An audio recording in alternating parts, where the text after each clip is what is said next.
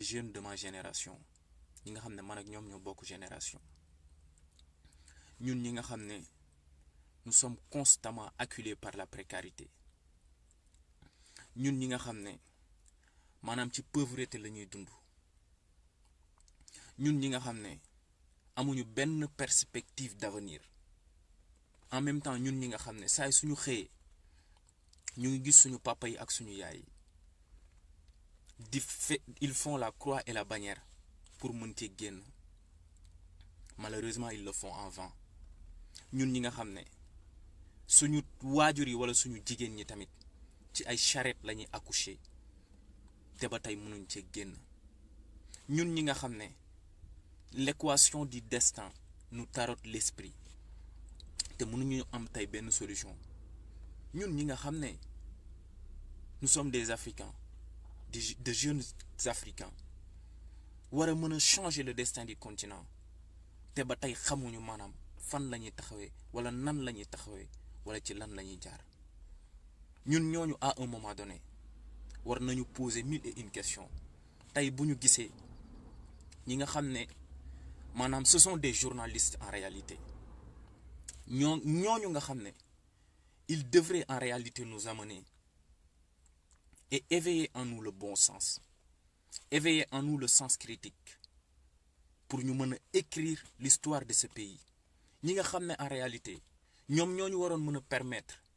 ñu distinguer le vrai du faux la bonne graine de l'ivraie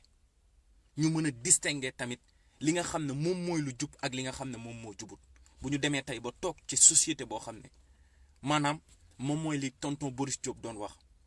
naan la société africaine elle est malade dans ses élites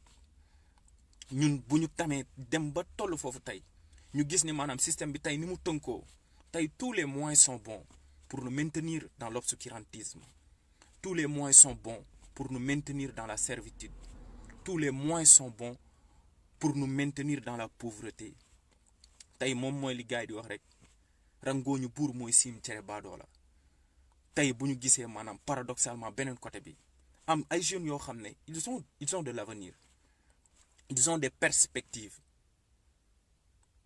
am nañ tey lu nekk ci àdduna pour mën a réussir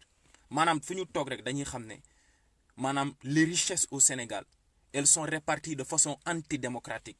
ñun jeunes yooyu tey ñiy gis loolu ñun jeunes yooyu tey di bàyyi xel loolu xam ne maanaam les inégalités sociales au Sénégal ne sont pas fondées sur du mérite les inégalités sociales au Sénégal ne sont pas fondées sur du travail les inégalités sociales au Sénégal ne sont pas en réalité fondées sur la probité loolu lépp ñun ñii di ay jeunes tey gis ko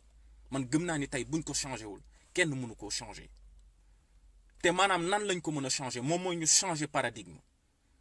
maanaam nan lañ ko mën a changé maanaam tey ñu taxaw def une rupture épistémologique par rapport ak système bi nga xam ne tey daf fee nekk ku yeewul woon ba tey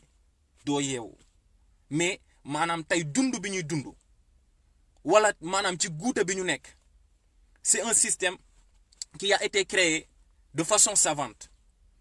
tout cela a été créé tey ñi nga xam ne ñoom ñoo fi nekk maanaam man mënuma nekk benn jeune quoi man gëwuma loolu inégalité sociale yi bu fondé woo ci mérite ak travail man dama koy nangu parce que kooku noonu dafa liggéey ba toll fi mu war a toll kooku dafa liggéey ba am li mu war a am mais mënumaa nekk ci benn dëkk boo xam ne non mais doomu Aly Ngouille Ndiaye moom mooy tekki quoi te man mënuma tekki quand je sème je ne récolte pas mënumaa nekk ci benn système boo xam ne damay gis ni doomu Mame Mbaye Niang moom mooy tekki man doomu baadoolo bi mënumaa tekki mënumaa nekk ci benn système boo xam ne doomu Macky Sall moom moo am perspective d'avenir moom la léppam leer man doomu baadoolo bi saa yi su ma xëy damay gis samay waajur di jooy parce que bu ñu feebaree amuñu lu ñu fajoo man mi nga xam ne damay gis saa su nekk maanaam ñëpp ñi nga xam ne ñoom ñooñu jiite seen ay doom ils vivent dans l'opulence dans l'aisance ñoom ñi nga xam ne saa su nekk rek maanaam ñu ngi ci le beau ñu ngi ci le bien ñu ngi ci dans la jouissance ñoom loolu la ñuy dund man tey doomu baadoola bi paradoxalement saa yi su ma xëyee maanaam di am lu ma gën a metti maanaam je meurs à petit feu man je suis un laissé pour compte man je suis un crève la faim man jeune boobu tey bu ma taxee moo tax jeunesse su Sénégal bi ñëpp ñoom ñoo war a yeewu xam ne tey am na lenn loo xam ne maanaam mënatul wëy xam nga lan moom moo tax mënatul wëy bu wëyee maanaam les événements de 2005 vont se reproduire c'est-à-dire que nit ñi dinañ jox jëmi Europe nit ñi dinañ def lu nekk maanaam pour mën cee génn maanaam ñiy dee ci Méditerranée bi du jeex parce que ce sont des gens qui sont désespérés amatuñu benn espoir tey jeune boo mënti doon nekk en Afrique amatoo espoir en réalité nga wax ko ak nga ñàkk ko wax à moins ñi nga xam ne am nañ quelque accointance ak ñi nga xam ne ñoom ñoo jiite or que ni en réalité tey li nga xam ne moom moo ñu boole ça devrait être réparti de façon démocratique ba tey képp ku nekk rek maanaam mën ci gis boppam tey jeune boobu tey boo toogee bàyyi xel loolu rek war ngaa def recul bu ndaw xam ne am na discours boo xam ne boo ko déggee non mais dëgg rombut ay nopp te nit ñi dofatuñ ñun dañoo yeewu dañoo xam tey ci li nga xam ne loolu la ñuy dox dañoo xam tey ci li nga xam ne loolu la ñuy bàyyi xel mais tey am na leen loo xam ne maanaam le système est savamment organisé ba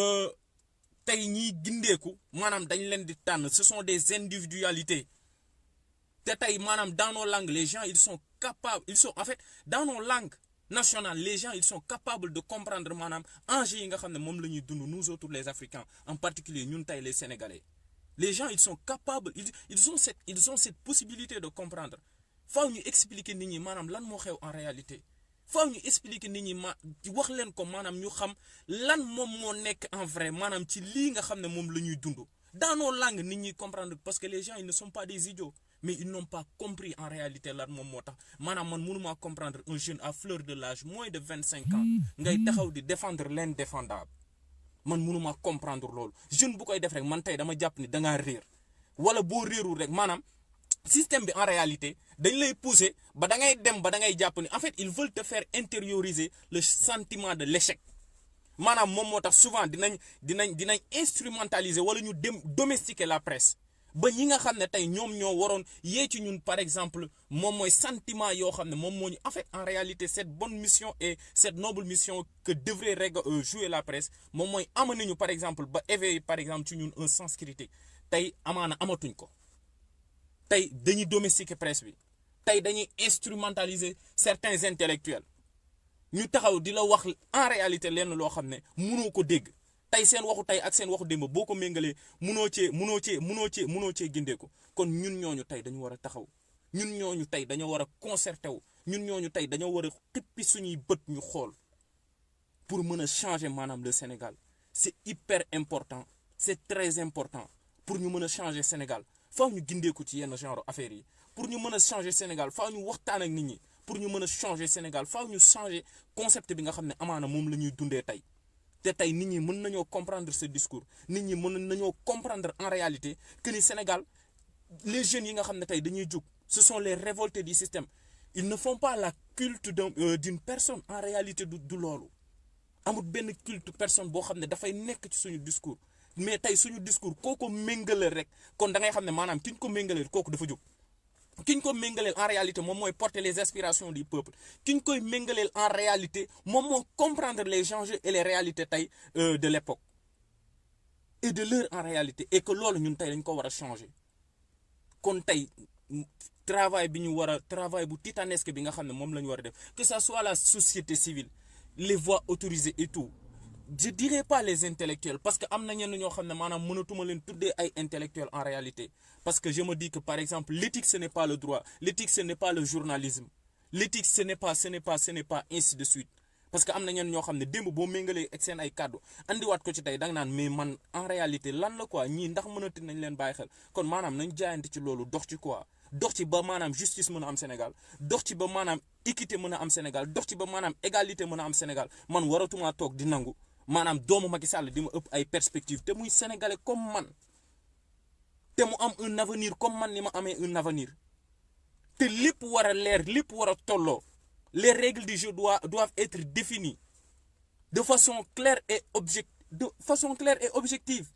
kon ñun ñoo war a taxaw maanaam changer loolu ñun ñoo war a wax ak nit ñi ñu mën a comprendre loolu ñun ñoo war a wax ak nit ñi pour ñu mën a en réalité defar Sénégal une bonne fois pour toutes man loolu laa gëm te loolu laa gëm ni moom mooy changer le Sénégal yenn voilà des journalistes qui sont voilà qui jouent le sale boulot ñooñu jaratuñoo déglu jaratuñoo tontu waratuñ fee nekk par exemple sur des querelles de personnes en réalité ñun Afrique war nañ dépasser tey foofu en réalité tey li nga xam ne moom moo war a doon suñ ay inquiétude majeure moom mooy nan la ñuy def tey ba constituer ci suñu dëkk yi ay démocratie yu solide ba defar suñu dëkk yi ba li nga xam ne maanaam inégalité bi fa am te fondé wul ci mérite fondé wul ci travail maanaam ñu mun a comprendre loolu pour mun ko changer loolu moom moo war a nekk tey suñu yitte loolu ci lañ war a farlu loolu ci lañ war a am Pastef pour mun ko changer maa ngi bëgg ñëpp di wax ni voilà Guy Marius Sagna encore une fois Leuz Def Tek ak Ousmane Sarr Macky Sall xaw ma lan moom moo tax mu téye leen ba tey ci kaso bi amut lu ko mën a justifier lu tegu ci yoon lu tegu ci droit c'est aussi l'occasion quoi suñu magistrats yi en réalité suñu ñi nga xam ne ñoom ñoo en réalité ñoom tamit war nañ xoolaat seen bopp quoi parce que am na leen loo xam ne dafa ñaaw ñu koy teg ci ndoddu justice sénégalaise impartialité nekkul Macky Sall moom moo koy définir ci nit ki lay nekk impartialité nekkul Macky Sall moom moo koy définir ci conscience nit ki lay nekk égalité nekkul Macky Sall moom moo koy définir ci xolu nit ki lay nekk ak ci gëm-gëmu nit ki même si vous êtes inféodé même si vous êtes ligoté même si vous êtes persécuté mais gardez votre dignité ce pays ne peut pas en fait mourir quoi justice sénégalaise bi mënul yàqoo nii ñuy jël ay nit ñoo xam ne defuñu dara di leen bàyyi ci kaso bi ba tey te intérêt général rek moom moo leen yëkkati exercer seen citoyenneté dans toute sa rigueur rek moom moo leen yëkkati maa ngi jaajëfal ñëpp jaaraama